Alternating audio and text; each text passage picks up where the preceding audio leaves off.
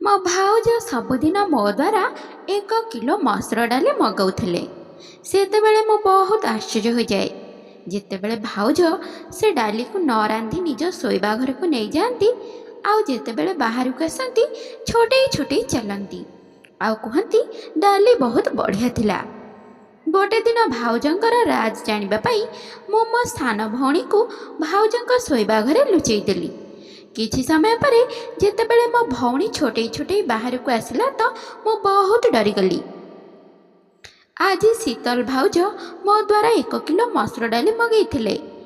ମୁଁ ଯେମିତି ଡାଲି ନେଇକି ଘରେ ପହଞ୍ଚିଲି ତ ଭାଉଜ ମୋ ଠାରୁ ଡାଲି ଜରିଟି ନେଇଗଲେ ଓ ନିଜ ଶୋଇବା ଘରକୁ ଚାଲିଗଲେ।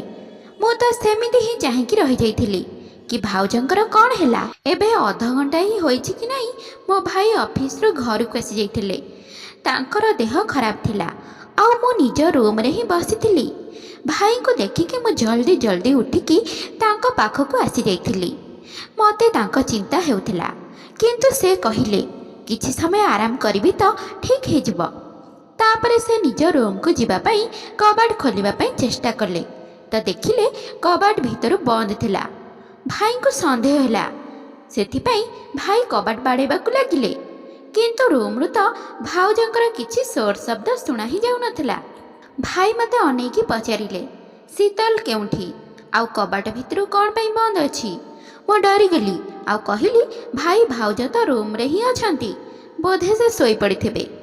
ହୋଇଥିବ ଭାଉଜ ଆରାମ କରୁଥିବେ। ଭାଇ ଜୋର ଜୋରରେ କବାଟ ବାଡ଼େଇଲେ, ପୁଣି କହିଲେ ଶୀତଲ କବାଟ ଖୋଲ, ଜଲ୍ଦି ଖୋଲ। କିନ୍ତୁ ଭାଉଜ କିଛି କହିଲେନି। ମୋ ଭାଇଙ୍କ ହାତ ଧରି ବାହାର ବାରଣ୍ଡାକୁ ନେଇ ଆସିଲି ଆଉ କହିଲି ତମେ ଏଇଠି ବସିଯାଅ, ମୁଁ କବାଟ ଖୋଲୁଛି। ଏବେ ମୁଁ ଜୋର ଜୋରରେ କବାଟ ବାଡ଼େଇବା ଆରମ୍ଭ କରିଦେଲି ଆଉ କହିବାକୁ ଲାଗିଲି ଭାଉଜ କବାଟ ଖୋଲିଦିଅ, ଭାଇ ଆରାମ କରିବା ପାଇଁ ଘରକୁ ଆସିଛନ୍ତି, ତାଙ୍କ ଦେହ ଭଲ ନାହିଁ। କିନ୍ତୁ ଭିତରେ ଏତେ ଶାନ୍ତ ଥିଲା ଯେ କିଛି ବି ହାଲଚାଲ ହେଉନଥିଲା। ମୋ ଭାଇଙ୍କ ପାଖରେ ଆସି ବସିଗଲି। ତାଙ୍କ ମୁହଁ ରାଗରେ ଲାଲ ହୋଇ ଆସିଥିଲା। ମୁଁ କହିଲି ଭାଇ ତମେ ମୋ ରୁମ୍ରେ ଆରାମ କର। ଏମିତି ହୋଇଥିବ ଭାଉଜ ଶୋଇଯାଇଥିବେ, ନିଶା ବି ତ ଶୋଇପଡ଼ିଛି। ଭାଇ ମୁଣ୍ଡ ହଲେଇ ନା କହିଲେ ଆଉ କହିଲେ ତୁ ଏଠୁ ଯା, ଯାଇକି ଆରାମ କର। କିନ୍ତୁ ମୁଁ ଭାଇଙ୍କ ପାଖରେ ହିଁ ବସି ରହିଲି। ଆଉ ସେତେବେଳେ ଭାଇଙ୍କ ରୁମ୍ର କବାଟ ଖୋଲିଲା ଆଉ ଭାଉଜ ଛୋଟେଇ ଛୋଟେଇ ବାହାରକୁ ଆସିଲେ। ଭାଇ ପୁରା ରାଗିକି ଉଠିଲେ ଆଉ ଭାଉଜଙ୍କୁ ବଡ଼ ପାଟିରେ ଚିଲେଇକି କହିଲେ କ'ଣ ପାଇଁ କବାଟ ଭିତର ପଟୁ ବନ୍ଦ କରିଥିଲ, ତୁମେ ଜାଣିନ କି ମୁଁ ମୋର ନିରୀହ 2 ଭଉଣୀକୁ ତମ ଭରସାରେ ଛାଡ଼ି ଦେଇ କାମକୁ ବାହାରି ଯାଏ ବୋଲି। ତାହେଲେ ତମେ ତ ସବୁଦିନ ଏମିତି ହିଁ କରୁଥିବ। ତମେ ମୋ ଭଉଣୀମାନଙ୍କୁ ନିଜର ବୋଲି କେବେ ଭାବି ହିଁ ନାହଁ। ମୁଁ ନିଜେ 16 ବର୍ଷର ଛୋଟ ଆଉ ଡରକୁରି ଝିଅ ଥିଲି। ଭାଇଙ୍କୁ ଏମିତି ରାଗିଥିବାର ଦେଖି ମୁଁ ବି ଡରି ଯାଇଥିଲି। କିନ୍ତୁ ମୁଁ ଆଗକୁ ଗଲି ଆଉ କହିଲି ଭାଇ ଆପଣ ଭୁଲ ଭାବୁଛନ୍ତି। ଭାଉଜ କେବେ ବି ଆମକୁ ପର ଭାବି ନାହାନ୍ତି। ସିଏ ଆମକୁ ମା ପରିକା ସ୍ନେହ କରନ୍ତି ଆଉ ଆମର ଯତ୍ନ ନିଅନ୍ତି। ବୋଧେ ଆଜି ଭାଉଜଙ୍କ ଦେହ ଖରାପ ଅଛି, ସେଥିପାଇଁ ସେ ଶୋଇପଡ଼ିଥିବେ। ମୋ କଥା ଶୁଣିକି ଭାଇ ମୋ ମୁଣ୍ଡକୁ ଆଉଁସି ଦେଇ ରୁମ୍କୁ ଚାଲିଗଲେ। ଭାଉଜଙ୍କ ଆଖିରେ ଲୁହ ଆସିଯାଇଥିଲା ଆଉ ସେ ମୋତେ କୁଣ୍ଢେଇ ଧରି ନେଇଥିଲେ। ସେ କହିଲେ ଧନ୍ୟବାଦ ସ୍ନେହା। ମୁଁ କହିଲି ସେ କଥା ଛାଡ଼, ଜଲ୍ଦି ରୋଷେଇ ଘରକୁ ଚାଲ ଆଉ ଆସ ଡାଲି ବନେଇବା। ଭାଉଜ କିଛି ସମୟ ପାଇଁ ଚିନ୍ତାରେ ପଡ଼ିଗଲେ ଆଉ କହିଲେ ସ୍ନେହା ଡାଲି ତ ମୁଁ ଖାଇ ଦେଇଛି, ତମେ ନିଜ ରୁମ୍କୁ ଯାଇକି ପାଠ ପଢ଼। ଭାଉଜ ଛୋଟେଇ ଛୋଟେଇ ରୋଷେଇ ଘରକୁ ପଳେଇଲେ ଆଉ ମୁଁ ଆଶ୍ଚର୍ଯ୍ୟ ହୋଇକି ସେଇଠି ହିଁ ଛିଡ଼ା ହୋଇଥିଲି କି ଭାଉଜ ମୋତେ ମିଛ କ'ଣ ପାଇଁ କହିଲେ କି ସେ ଡାଲିକୁ ଖାଇ ଦେଇଛନ୍ତି ବୋଲି। ମୁଁ ନିଜ ଆଖିରେ ଦେଖିଥିଲି ସେ କଞ୍ଚା ଡାଲି ନିଜ ସହ ରୁମ୍କୁ ନେଇକି ଯାଇଥିଲେ ଆଉ ମୁଁ ନିଜ ରୁମ୍କୁ ଆସିଯାଇଥିଲି। ପଢ଼ୁ ପଢ଼ୁ ଜଣା ନାହିଁ କେତେବେଳେ ମୋ ଆଖି ଲାଖିଯାଇଥିଲା ଆଉ ସକାଳେ ଡରିକି ଅଚାନକ ମୋ ଆଖି ଖୋଲି ଯାଇଥିଲା। ମୋ ସହିତ ନିଶା ବି ଉଠିଯାଇଥିଲା ଆଉ ଆମେ 2 ଜଣ ରୋଷେଇ ଘରକୁ ଯାଇକି ଭାଉଜଙ୍କୁ ସାହାଯ୍ୟ କରିବାରେ ଲାଗିପଡ଼ିଲୁ। ଆଉ ମୋତେ ଭାଉଜ ବହୁତ ବ୍ୟସ୍ତ ଆଉ ଚିନ୍ତିତ ଲାଗୁଥିଲେ। ଭାଇ ମଧ୍ୟ ରୋଷେଇ ଘରକୁ ଆସିଯାଇଥିଲେ। ଏବେ ଭାଇ ମଧ୍ୟ ଖୁସି ଜଣାପଡ଼ୁଥିଲେ, ଭାଉଜଙ୍କ ସହ ଭଲରେ କଥା ହେଉଥିଲେ। ମୁଁ ଏହା ଭାବିକି ଏସବୁ କଥାକୁ ଅଣଦେଖା କରିଦେଇଥିଲି କି ଏସବୁ ମୋର ଭାବନା ହିଁ ହୋଇଥିବ। ସକାଳୁ ମୁଁ ଜଲ୍ଦି ଉଠିକି କଲେଜ ଯିବା ପାଇଁ ମୁଁ ଜଲ୍ଦି ରେଡ଼ି ହୋଇଗଲି ଆଉ ଭାଇଙ୍କ ସହ ହିଁ ବାହାରି ପଡ଼ିଲି। ସେ ଅଫିସ ଗଲା ସମୟରେ ମୋତେ ସାଙ୍ଗରେ ନେଇକି ଯାଉଥିଲେ। ମୁଁ ଆଉ ନିଶା ଦୁଇ ଜଣ ଯାକ ସାଙ୍ଗ ହୋଇ ଗୋଟେ କଲେଜରେ ପଢ଼ୁଥିଲୁ। ତାର +2 ପ୍ରଥମ ବର୍ଷର ପରୀକ୍ଷା ଶେଷ ହୋଇଯାଇଥିଲା, ସେଥିପାଇଁ ତାର ଛୁଟି ଚାଲିଥିଲା। ମୁଁ +2 ଦ୍ୱିତୀୟ ବର୍ଷରେ ଥିଲି, ସେଥିପାଇଁ ମୋ ପରୀକ୍ଷା ପାଇଁ ଆଉ 3 ମାସ ଥିଲା। କଲେଜରୁ ଘରକୁ ଆସିବା ପାଇଁ ମୁଁ ବସ୍ରେ ଆସୁଥିଲି। ମୁଁ ଯେମିତି ହିଁ ଘରେ ପହଞ୍ଚିଲି ମୋତେ ଲାଗୁଥିଲା କି ଯେମିତି ଭାଉଜ ମୋ ଅପେକ୍ଷାରେ ହିଁ ବସିଥିବେ। ମୋତେ ଯେମିତି ଭାଉଜ ଦେଖିଲେ ତୁରନ୍ତ କହିଲେ କି ସ୍ନେହା, ଜଲ୍ଦି କଲେଜ ଡ୍ରେସ୍ ବଦଳାଇ ମୋତେ ଡାଲି ଦିଅ ଆଉ ମୋତେ 1 କିଲୋ ମସୁର ଡାଲି ଆଣିକି ଦେଇଦିଅ। ତାପରେ ସେ ନିଜ ରୁମ୍କୁ ପଇସା ଆଣିବାକୁ ଚାଲିଗଲେ। ଭାଉଜଙ୍କର ଛୋଟେଇକି ଚାଲିବା ବି ବନ୍ଦ ହୋଇଯାଇଥିଲା। ମୁଁ ଜଲ୍ଦି ମୁହଁ ହାତ ଧୋଇ ଦେଇକି ଭାଉଜଙ୍କ ପାଖକୁ ଆସିଯାଇଥିଲି। ଭାଉଜଙ୍କ ପାଖରୁ ପଇସା ନେଇକି 1 କିଲୋ ମସୁର ଡାଲି ନେଇ ଆସିଥିଲି। ଆଜି ମୁଁ ଭାଉଜଙ୍କୁ ଡାଲି ଜରି ଧରେଇ ଦେଇ କହିଲି, ଭାଉଜ ପ୍ଲିଜ୍ ଆଜି ଡାଲି ଭାତ ରୋଷେଇ କରିଦେବ। ମୋ ଭାଉଜଙ୍କର ମୁହଁ ରଙ୍ଗ କିଛି ସମୟ ପାଇଁ ଫିକା ପଡ଼ିଯାଇଥିଲା। ତାପରେ ସେ ମୁଣ୍ଡ ହଲେଇକି ହଁ କହିଦେଲେ ଆଉ ଡାଲି ନିଜ ରୁମ୍କୁ ନେଇକି ଚାଲିଗଲେ। ମୋତେ ଏକଦମ ଆଶ୍ଚର୍ଯ୍ୟ ଲାଗିଲା କି ଏମିତି କେମିତି ହୋଇପାରିବ। କଞ୍ଚା ଡାଲି ନିଜ ରୁମ୍କୁ ସବୁଦିନ କିଏ ନେଇକି ଯାଏ? ପୁଣି ମୁଁ ଏହିସବୁ ଭାବିକି ନିଜ ରୁମ୍କୁ ଚାଲି ଆସିଲି ଆଉ ପଢ଼ିବାକୁ ଲାଗିଲି। ସନ୍ଧ୍ୟାବେଳେ ଭାଇ ଯେତେବେଳେ ଅଫିସରୁ ଆସିଲେ, ନିଶା ଓ ମୋ ପାଇଁ ଖାଇବା ପିଇବା ଜିନିଷ ନେଇକି ଆସିଥିଲେ। ଭାଇଙ୍କ ପାଟି ଶୁଣିକି ଭାଉଜ ବି ନିଜ ରୁମ୍ରୁ ବାହାରକୁ ବାହାରି ଆସିଲେ ଆଉ ସେ ଛୋଟେଇ ଛୋଟେଇ ଚାଲୁଥିଲେ। ମୁଁ ଆଶ୍ଚର୍ଯ୍ୟ ହୋଇଗଲି। ଆଗରୁ ତ ଭାଉଜଙ୍କର ଛୋଟେଇବା ଭଲ ହୋଇଯାଇଥିଲା, ଆଉ ପୁଣି ସେ କ'ଣ ପାଇଁ ଏମିତି ଛୋଟେଇକି ଚାଲୁଛନ୍ତି? ମୋତେ ଭାଉଜଙ୍କ ଉପରେ ସନ୍ଦେହ ହେଲା କି ଭାଇଙ୍କୁ ଦେଖାଇବା ପାଇଁ ନାଟକ କରୁନାହାନ୍ତି ତ। କିନ୍ତୁ ମୁଁ ଯେତେବେଳେ ଭାଉଜଙ୍କ ମୁହଁକୁ ଦେଖିଲି, ସଫା ସଫା ଜଣାପଡ଼ୁଥିଲା କି ସେ ବହୁତ କଷ୍ଟ ଅନୁଭବ କରୁଛନ୍ତି। ମୁଁ ନିଜ ଚିନ୍ତାଧାରାକୁ ବଦଳାଇ ଦେଲି ଆଉ ସାଙ୍ଗେ ସାଙ୍ଗେ ଭାଉଜଙ୍କ ପାଖକୁ ଗଲି ଆଉ ତାଙ୍କୁ ପଚାରିଲି ତାଙ୍କ ପାଦରେ କ'ଣ ହେଇଛି ବୋଲି। କିନ୍ତୁ ସେ ଚୁପ୍ ହୋଇଯାଇଥିଲେ। ଭାଉଜଙ୍କୁ ଜୋରରେ ଭୋକ ହେଉଥିବାରୁ ଭାଉଜ ଜଲ୍ଦି ଜଲ୍ଦି ରୋଷେଇ ଘରକୁ ଗଲେ ଆଉ ମୁଁ ପ୍ରାୟ ସବୁଦିନ ରୋଷେଇ ଘରେ ଭାଉଜଙ୍କୁ ସାହାଯ୍ୟ କରୁଥିଲି। ଆଜି ବି ମୁଁ ସାହାଯ୍ୟ କରିବା ପାଇଁ ରୋଷେଇ ଘର ଭିତରକୁ ଗଲି ଆଉ କହିଲି, ଭାଉଜ ଭାତ ଡାଲି କଥା ଭାବି ଭାବି ବହୁତ ଜୋରରେ ଭୋକ ହେଲାଣି। ଭାଉଜ ମୋ ଆଡ଼କୁ ଏକ ଅଲଗା ପ୍ରକାରର ଚାହାଣୀରେ ଅନେଇଲେ ଆଉ କହିଲେ, ଆଜି ତ ମୁଁ ଘରେ ଆଳୁ ତରକାରୀ ବନେଇଛି, ଡାଲି ତ ମୁଁ କେବେଠାରୁ ଖାଇସାରିଲେଣି, ବହୁତ ହିଁ ବଢ଼ିଆ ଲାଗିଲା। ଏହା ଶୁଣିକି ପୁଣି ଥରେ ଆଶ୍ଚର୍ଯ୍ୟଚକିତ ହୋଇଗଲି। ଏହା ଶୁଣିକି ମୋତେ କିଛି ବି ଭଲ ଲାଗୁନଥିଲା। ମୁଁ ସବୁକିଛି ଛାଡ଼ି ଛୁଡ଼ି ନିଜ ରୁମ୍କୁ ଚାଲି ଆସିଲି। ମୁଁ ନିଜ ଭାବନାରେ ବୁଡ଼ି ଯାଇଥିଲି। କିନ୍ତୁ ନିଶାକୁ ଦେଖିକି ମୁଁ ଏକଦମ ଆଶ୍ଚର୍ଯ୍ୟ ହୋଇଗଲି କି ସେ ନିଜର ପୁରୁଣା +2 ପ୍ରଥମ ବର୍ଷର ବହି ଖୋଲିକି ବସିଥିଲା। ମୁଁ ତାକୁ କହିଲି, ଯେତେବେଳେ ପଢ଼ିବା କଥା ସେତେବେଳେ ତ ପଢ଼ିଲୁନି, ଏବେ କ'ଣ ଲାଭ ଆକୁ ପଢ଼ିକି? ଏହା କହି ମୁଁ ଯେତେବେଳେ ନିଶା ହାତରୁ ବହି ଆଣିବା ପାଇଁ ଚେଷ୍ଟା କଲି, ସେ ମୋ ହାତକୁ ଛାଟିଦେଲା ଆଉ କହିଲା, କେତେବେଳେ ତ ମୋତେ ବଞ୍ଚିବାକୁ ଦିଅ, ସବୁବେଳେ ମୋ ମା' ହେବାକୁ ଚେଷ୍ଟା କରନା। ତୁ ମୋ ଠାରୁ ମାତ୍ର 2 ବର୍ଷ ବଡ଼, 20 ବର୍ଷ ନୁହେଁ କି ମୋର ସବୁ କଥାରେ ମୁଣ୍ଡ ପୁରେଇବୁ। ମୋତେ ନିଶାଠାରୁ ଏମିତି ବ୍ୟବହାର ଆଶା ବିଲକୁଲ ବି ନଥିଲା। ନିଶା କେବେ ବି ମୋ ସହ ଏମିତି ଭାବରେ କଥା ହେଇନଥିଲା। ମୁଁ ତାକୁ ଛାଡ଼ିକି ଭାଇଙ୍କ ପାଖରେ ଆସିକି ବସି ଯାଇଥିଲି। ଭାଇ ମୋ ପାଠପଢ଼ା ବିଷୟରେ ପଚାରିବାକୁ ଲାଗିଲେ, କିନ୍ତୁ ମୋର ସବୁ ଧ୍ୟାନ କେବଳ ଭାଉଜଙ୍କ ଗୋଡ଼ ପାଖରେ ହିଁ ଥିଲା। ସେ ଭାଇଙ୍କ ପାଖକୁ ନ ଆସିବା ପାଇଁ ବାହାନା କରୁଥିଲେ ଆଉ ବହୁତ ଚେଷ୍ଟା କରୁଥିଲେ କି ଯେମିତି ସେ ଭାଇଙ୍କ ଆଗରେ ଛୋଟେଇ ଛୋଟେଇ ନ ଚାଲନ୍ତୁ। ଭାଇ ଯେତେବେଳେ ମୋତେ ଚିନ୍ତିତ ଦେଖିଲେ, କ'ଣ ଚିନ୍ତା କରୁଛୁ ବୋଲି ପଚାରିଲେ। ମୁଁ କିଛି ନ ଭାବି ଭାଇଙ୍କୁ କହିଦେଲି କି ନିଶା ମୋ ସହ ଆଜି ବହୁତ ଖରାପ ବ୍ୟବହାର କରିଛି। ଭାଇ ଏକଥା ଶୁଣିକି ଆଶ୍ଚର୍ଯ୍ୟ ହୋଇଗଲେ। ପୁଣି ନିଶାକୁ ଡାକିଲେ ଆଉ କହିଲେ, ତୁ ସବୁଦିନ ରୁମ୍ ଭିତରେ କ'ଣ ପାଇଁ ବସି ରହୁଛୁ? ବାହାରେ ଆସିକି ଆମ ସହ କ'ଣ ପାଇଁ ବସୁନୁ? ଏତିକି କହିଛନ୍ତି କି ନାହିଁ, ନିଶା ଜୋର ଜୋରରେ କାନ୍ଦିବାକୁ ଲାଗିଲା ଆଉ କହିଲା, ବାପା ତ ନିଜେ ଦୁନିଆ ଛାଡ଼ି ଚାଲିଗଲେ, ହେଲେ ମୋତେ ଏଠି ଏକା ହଇରାଣ ହେବା ପାଇଁ ଛାଡ଼ି ଦେଇ ଚାଲିଗଲେ। ଭାଇ କହୁଛି ରୁମ୍ରେ ବସନା, ଭାଉଜ କହୁଛି ଘର କାମରେ ସାହାଯ୍ୟ କର, ଆଉ ମୋ ଭଉଣୀ ତ ମୋ ଶତ୍ରୁ ବନିକି ବସିଛି। ଭାଇ ନିଶାର ଅବସ୍ଥା ଦେଖିକି ଆଶ୍ଚର୍ଯ୍ୟ ରହିଗଲେ। ଆଉ ଉଠିକି ନିଶାକୁ ସ୍ନେହରେ କୁଣ୍ଢେଇକି କହିଲେ, ନିଶା, ତୁ ଜାଣିଛୁ ମୁଁ ତତେ କେବେ ବି ନିଜ ଭଉଣୀ ବୋଲି ଭାବିନି, ସବୁବେଳେ ନିଜ ଝିଅ ବୋଲି ମାନିଛି। ପୁଣି ତୁ ଏମିତି କଥା କ'ଣ ପାଇଁ ଭାବୁଛୁ?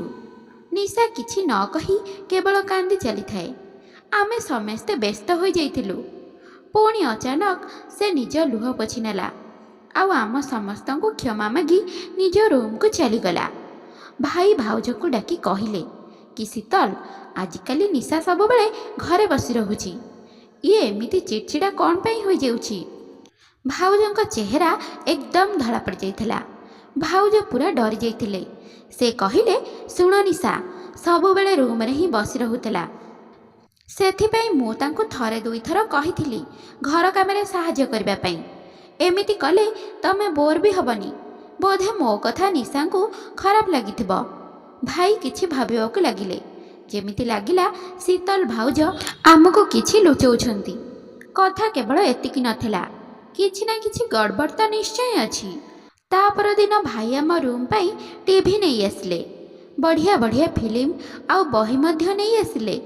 ଆଉ ଆଣିକି ନିଶାକୁ ଧରେଇ ଦେଲେ ଆଉ କହିଲେ, ଆଜି ପରଠୁ ତୁ କେବେ ବି ଘରେ ବସି ବସି ବୋର୍ ହେବୁନୁ। ପୁଣି କ୍ୟାରମ୍ ବୋର୍ଡ଼ ଭାଉଜଙ୍କୁ ଧରେଇ ଦେଲେ ଆଉ କହିଲେ, ଶୀତଲ, ତମେ ଆଉ ସ୍ନେହା କ୍ୟାରମ୍ ଖେଳିବ। ଭାଉଜ ବି ହସିବାକୁ ଲାଗିଲେ। ମୁଁ ଯେତେବେଳେ ରୁମ୍କୁ ଆସିଲି ମୋତେ ନିଶା ବହୁତ ଜୋସ୍ରେ ଲାଗୁଥିଲା। କହିଲା, ସ୍ନେହା ଦିଦି, ମୁଁ ଦିନସାରା ଫିଲ୍ମ ଦେଖିବି ଆଉ ତୁ ମନ ଦେଇ ପାଠ ପଢ଼ିବୁ। ମୋ ମନରେ ବି ଲୋଭ ଆସିଯାଇଥିଲା। ଭାଇ ତ ନିଶା ପାଇଁ ଛୋଟ ପିଲାଙ୍କ ଫିଲ୍ମ ନେଇକି ଆସିଥିଲେ ଆଉ ମୁଁ ଡେରି ରାତି ପର୍ଯ୍ୟନ୍ତ ପଢ଼ୁଥିଲି। ଗୋଟିଏ ଦିନ ମୁଁ ପଢ଼ୁଥିଲି ଆଉ ଭାଉଜଙ୍କୁ ନିଜ ରୁମ୍ରୁ ବାହାରିବା ଦେଖିଲି। ସେ ଜୋରେ ଜୋରେ ଚାଲି ଚାଲି ଛାତକୁ ଚାଲି ଯାଇଥିଲେ। କେଜାଣି ସେ ଏତେ ରାତିରେ ଛାତରେ କ'ଣ କରିବାକୁ ଯାଉଥିଲେ। ମୁଁ ତ ବହୁତ ଆଶ୍ଚର୍ଯ୍ୟ ହୋଇଯାଇଥିଲି। ମୁଁ ପାଠପଢ଼ା ସବୁକିଛି ଭୁଲିକି ବାହାରକୁ ହିଁ ଦେଖୁଥିଲି। ପାଖାପାଖି 1 ଘଣ୍ଟା ଛାତ ଉପରେ ବିତେଇବା ପରେ ଭାଉଜ ନିଜ ରୁମ୍କୁ ଚାଲିଗଲେ। କିନ୍ତୁ ଏସବୁ କ'ଣ ହେଉଥିଲା? ମୁଁ ଏସବୁ ବିଷୟରେ ଅଧିକରୁ ଅଧିକ ଭାବିବାକୁ ଲାଗିଲି। ମୋ ମନ ପାଠପଢ଼ାରେ ବିଲକୁଲ ବି ଲାଗୁନଥିଲା। ମୁଁ କଲେଜରୁ ଯେମିତି ଫେରିଲି, ଭାଉଜ ମୋତେ ପଇସା ଦେଇକି ପୁଣି ଥରେ 1 କିଲୋ ମସୁର ଡାଲି ପାଇଁ ପଠାଇ ଦେଇଥିଲେ। ମୁଁ ଡ୍ରେସ୍ ଆଣିବାକୁ ରୁମ୍ରେ ଯାଇ ଦେଖିଲି ତ ସେମିତି ଆଶ୍ଚର୍ଯ୍ୟ ହୋଇ ରହିଗଲି। ନିଶା ପୁଣି ଥରେ +2 ପ୍ରଥମ ବର୍ଷର ବହି ପଢ଼ୁଥିଲା। ମୋତେ ଦେଖିକି ସେ ପୁରା ଚମକି ପଡ଼ିଲା ଆଉ ଫଟାଫଟ ବହି ଧରିକି ବାହାରକୁ ଚାଲିଗଲା। ମୁଁ ଭାବିଲି ପ୍ରଥମେ ଭାଉଜଙ୍କ ପାଇଁ ଡାଲି ନେଇ ଆସେ, ନିଶାକୁ ପରେ ଦେଖିବି। ମୁଁ ଯେମିତି ଡାଲି ଆଣିଲି, ଭାଉଜ ଜରିଟିକୁ ମୋ ହାତରୁ ନେଇଗଲେ। ଆଉ କିଛି ନ କହି ସେ ନିଜ ରୁମ୍କୁ ଚାଲିଗଲେ ଆଉ ଭିତରୁ କବାଟ ବନ୍ଦ କରିକି ଖିଡ଼ିକି ଦେଇଦେଲେ। ମୁଁ ସବୁକିଛି ଅଣଦେଖା କରି ନିଶାର ଖବର ନେବା ପାଇଁ ରୁମ୍ ଭିତରକୁ ଚାଲିଗଲି। ସେ ମୋତେ କହିବାକୁ ଲାଗିଲା, ସ୍ନେହା ଦିଦି, ତୁ ଏମିତି ସବୁଦିନ ଡାଲି ଆଣିକି ଭାଉଜକୁ ଦେନା। ତା କଥା ଶୁଣି ମୁଁ ଆଶ୍ଚର୍ଯ୍ୟ ହୋଇଗଲି କି ସେ ଏମିତି କ'ଣ ପାଇଁ କହୁଛି। ତ ମୁଁ ଡେରି ନ କରି ତାକୁ ସାଙ୍ଗେ ସାଙ୍ଗେ ପଚାରିଲି, କାହିଁକି, କ'ଣ ହେଲା ନିଶା? ସେ ଜଲ୍ଦି ଉଠିକି ମୋ ପାଖକୁ ଆସିଲା ଆଉ ମୋ କାନରେ ଏମିତି କଲା, କହିଲା ଯେ ମୋ ମୁଣ୍ଡ ଘୁରେଇବାରେ ଲାଗିଲା। ମୋ ନିଶା କଥାକୁ ନ ମାନିବାର କିଛି କାରଣ ବି ନଥିଲା, କାରଣ ସେ ଦିନସାରା ଘରେ ହିଁ ରହୁଥିଲା। ତାକୁ ତ ଭାଉଜଙ୍କର ସବୁ କାମ ବିଷୟରେ ଜଣାଥିଲା। ମୁଁ ନିଶାକୁ ରାଣ ଦେଇ ମନା କରିଦେଲି ସେ ଏବେ ଏ ବିଷୟରେ କାହାକୁ କିଛି ନ କହିବା ପାଇଁ। ମୁଁ ନିଜେ ଏସବୁ ବିଷୟର ସତ୍ୟତା ଜାଣିବି, ତାପରେ ସତ ସାମ୍ନାକୁ ଆସିଲା ପରେ କିଛି ଫଇସଲା କରିବି। ତାପରେ ମୁଁ ପଢ଼ିବାକୁ ବସିଗଲି। ନିଶା ବାହାରକୁ ଗଲା, କିନ୍ତୁ ମୋର ପଢ଼ାରେ ବିଲକୁଲ ମନ ଲାଗୁନଥିଲା। ମୁଁ ନିଶା ଓ ଭାଉଜଙ୍କ ପାଇଁ ଚିନ୍ତିତ ଥିଲି। ଇଏ 2 ଜଣ ଯାକ ବହୁତ ଅଜବ ବ୍ୟବହାର କରୁଥିଲେ। ମୁଁ ନିଜ ଭାବନାରେ ବୁଡ଼ି ଯାଇଥିଲି। ସେତେବେଳେ ଭାଉଜ ରୁମ୍ ବାହାରକୁ ଆସିଲେ ଆଉ ସେ ଛୋଟେଇ ଛୋଟେଇ ଚାଲୁଥିଲେ। ମୋତେ ଡାଲମେ କୁଛ କାଲା ହେ ଲାଗୁଥିଲା। ମୁଁ କହିଲି, ଭାଉଜ, ଡାଲି କୁଆଡ଼େ ଗଲା? ଭାଉଜ କହିଲେ, ତାକୁ ତ ମୁଁ ଖାଇଦେଲି, ବହୁତ ବଢ଼ିଆ ଡାଲି ଥିଲା। ଏହା ଶୁଣିକି ମୁଁ ଚୁପ୍ ହୋଇଗଲି ଆଉ ଭାଉଜ ଛୋଟେଇ ଛୋଟେଇ ଘର କାମ କରୁଥିଲେ। ସେତେବେଳେ ଅଚାନକ ବୁଲିକି କହିଲେ, ନିଶା କୋଉଠି? ମୁଁ କହିଲି, ସେ ଛାତକୁ ଯାଇଛି। ଏହା ଶୁଣିକି ଭାଉଜ ପୁରା ଡରିଗଲେ। ସିଏ ଛୋଟେଇ ଛୋଟେଇ ଛାତ ଉପରକୁ ଯିବାକୁ ଲାଗିଲେ। ମୁଁ କିଛି ନ ଭାବି ନିଜ ବହି ଉଠେଇ ପଢ଼ିବାକୁ ଲାଗିଲି ଆଉ ଭାବିଲି, ଏ 2 ଜଣ ତ ପାଗଳ ଆଉ ମୋତେ ବି ପାଗଳ କରିଦେବେ। ହେଲେ ମୋ ମନ ପଢ଼ାରେ ବିଲକୁଲ ବି ନଥିଲା। ଭାଉଜଙ୍କୁ ଛାତକୁ ଯିବାର ବହୁତ ସମୟ ହୋଇଯାଇଥିଲା। ସେଇଥିପାଇଁ ମୁଁ ବି ସେ ଦୁଇ ଜଣଙ୍କ ପଛେ ପଛେ ଛାତକୁ ଯିବା ପାଇଁ ଲାଗିଲି। ପାହାଚରେ ଚଢ଼ିଲା ବେଳେ ମୋତେ ଭାଉଜଙ୍କ କଥା ସହଜରେ ଶୁଣାଯାଉଥିଲା। ଭାଉଜ ନିଶାକୁ ଜୋରରେ ଗାଳି କରୁଥିଲେ। ନିଶା କାନ୍ଦିବାର ଶବ୍ଦ ଶୁଭୁଥିଲା। ମୋ ହୃଦୟ ମୋ ଭଉଣୀ ପାଇଁ ଭାଙ୍ଗି ଯାଇଥିଲା। ମୁଁ ଯେମିତି ଛାତରେ ପହଞ୍ଚିଲି, ଭାଉଜ ମୋତେ ଦେଖିକି ଡରି ଯାଇଥିଲେ। ସେ ନିଶାକୁ କୁଣ୍ଢେଇଲେ ଓ କହିଲେ, କ୍ୟାରମ୍ ଖେଳିବନି ନିଜ ଭାଉଜ ସହ? ନିଶା ବି ନିଜ ଲୁହ ପୋଛି ଦେଇ ଜବରଦସ୍ତି ହସିବାକୁ ଚେଷ୍ଟା କରୁଥିଲା। ମୁଁ ଆଶ୍ଚର୍ଯ୍ୟ ହୋଇ ସେ ଦୁଇ ଜଣଙ୍କୁ ଦେଖୁଥିଲି। ମୁଁ ନିଶାର ହାତ ଧରିଲି ଆଉ ଟାଣି ଟାଣି ତାକୁ ନିଜ ରୁମ୍କୁ ନେଇ ଆସିଲି। ରୁମ୍ ଭିତରେ ତାକୁ ପଚାରିଲି, ଭାଉଜ ତୋତେ କ'ଣ ପାଇଁ ଗାଳି ଦେଉଥିଲେ? ନିଶା ଡରିଗଲା ଆଉ କହିଲା, ନାଇଁ ତ, ଭାଉଜ ମୋତେ କ'ଣ ପାଇଁ ଗାଳି ଦେବେ? ସେ ତ ମୋତେ ବହୁତ ଭଲ ପାଆନ୍ତି। ମୁଁ କିଛି ଭାବିକି ଚୁପ୍ ହୋଇଯାଇଥିଲି। ମୁଁ କହିଲି, ନିଶା, ମୋତେ ତୋର ସାହାଯ୍ୟ ଦରକାର। ମୋ ଭାଉଜଙ୍କ ରାଜ ଜାଣିବାକୁ ଚାହୁଁଛି। ତୁ ସେଦିନ ମୋତେ ଯେଉଁ କଥା କହୁଥିଲୁ, ମୁଁ ଭାବୁଥିଲି ସେ କେବଳ ତୋ ଭାବନା ଥିଲା। ମୁଁ ଚାହୁଁଛି ତୁ ମୋତେ ପ୍ରମାଣ ଆଣିକି ଦେ। କାଲି ଯେତେବେଳେ ମୁଁ ଭାଉଜଙ୍କୁ ଡାଲି ଆଣିକି ଦେବି, ତୁ ତାଙ୍କ ରୁମ୍ରେ ଲୁଚିକି ଦେଖିବୁ କି ସେ ଡାଲି କେମିତି ଖାଉଛନ୍ତି ଆଉ ଛୋଟେଇ ଛୋଟେଇ କାହିଁକି ଚାଲୁଛନ୍ତି। ମୋ କଥା ଶୁଣିକି ନିଶା ମୁରୁକି ହସିକି କହିଲା, ଦିଦି, ମୁଁ ତୋତେ ସାହାଯ୍ୟ କରିବି। ଆଜି ମୁଁ କଲେଜରୁ ଫେରିବା ସମୟରେ ସବୁ ପ୍ଲାନ୍ ଭାବିକି ଆସିଥିଲି। ମୁଁ ଯେତେବେଳେ ଘରେ ପହଞ୍ଚିଲି, ମୁଁ ମୋ ଅପେକ୍ଷାରେ ଭାଉଜଙ୍କୁ ପାଇଲି। ସେ କହିଲେ, ସ୍ନେହା, ଜଲ୍ଦି ଡାଲି ଆଣିକି ଦିଅ। ମୁଁ ମୁହଁ ଧୋଇବାକୁ ରୁମ୍କୁ ଚାଲିଗଲି ଆଉ ନିଶାକୁ ବି ବୁଝେଇଦେଲି ଯେ ମୁଁ ଯେତେବେଳେ ଭାଉଜଙ୍କୁ ପାଟି କରି ଡାକିବି, ତୁ ତାଙ୍କ ରୁମ୍ରେ ଲୁଚିଯିବୁ। ସେ ହଁ କହିଲା। ମୁଁ ଭାଉଜଙ୍କୁ ଡାକିଲି ଆଉ କହିଲି, ଭାଉଜ, ଡାଲି ଦାମ ଟିକେ ବଢ଼ିଯାଇଛି, ଟିକେ ଅଧିକ ପଇସା ଦେବାକୁ ପଡ଼ିବ। ଭାଉଜ ହସିକି କହିଲେ, ସେଇଠି କ'ଣ ହେଲା, ମୁଁ ପଇସା ନେଇ ଆସୁଛି। ସେତେ ସମୟରେ ନିଶା ରୁମ୍ରେ ଲୁଚି ଯାଇଥିଲା। ମୁଁ ଡାଲି ନେଇକି ଆସିଥିଲି। ଭାଉଜ ଖୁସି ଖୁସିରେ ଡାଲି ନେଇକି ନିଜ ରୁମ୍କୁ ଚାଲିଗଲେ। ମୁଁ ବାହାର ବାରଣ୍ଡାରେ ଏପଟ ସେପଟ ହୋଇକି ବୁଲୁଥିଲି। ଗୋଟେ ଘଣ୍ଟା ପରେ ଭାଉଜଙ୍କ କବାଟ ଖୋଲିଲା ଆଉ ସେ ଛୋଟେଇ ଛୋଟେଇ ବାହାରକୁ ଆସିଲେ। ତାପରେ ଭାଉଜ ରୋଷେଇ ଘରକୁ ଚାଲିଗଲେ। ନିଶା ବି ତାଙ୍କ ରୁମ୍ରୁ ବାହାରକୁ ଚାଲି ଆସିଲା। ଏହା ଦେଖିକି ମୁଁ ଆଶ୍ଚର୍ଯ୍ୟଚକିତ ହୋଇ ରହିଗଲି। ଆଜି ବି ନିଶା ଛୋଟେଇ ଛୋଟେଇ ଚାଲୁଥିଲା। ମୁଁ ନିଶା ହାତ ଧରିଲି ଆଉ ପଚାରିଲି, କହ ନିଶା, କ'ଣ ଜଣାପଡ଼ିଲା? ନିଶା ବହୁତ ଚିନ୍ତିତ ଜଣାପଡ଼ୁଥିଲା। ସେ କହିଲା, ସ୍ନେହା ଦିଦି, ମୁଁ ତ ତୋତେ ଆଗରୁ ହିଁ କହିଦେଇଥିଲି ଭାଉଜ ଆମକୁ ଲୁଚି ଲୁଚି ବାହାରକୁ ଯାଉଛନ୍ତି। କିନ୍ତୁ ତୁ ମୋ କଥାକୁ ବିଶ୍ୱାସ କରୁନଥିଲୁ। ସେ ରୁମ୍ର ଝରକା ବହୁତ ଛୋଟ।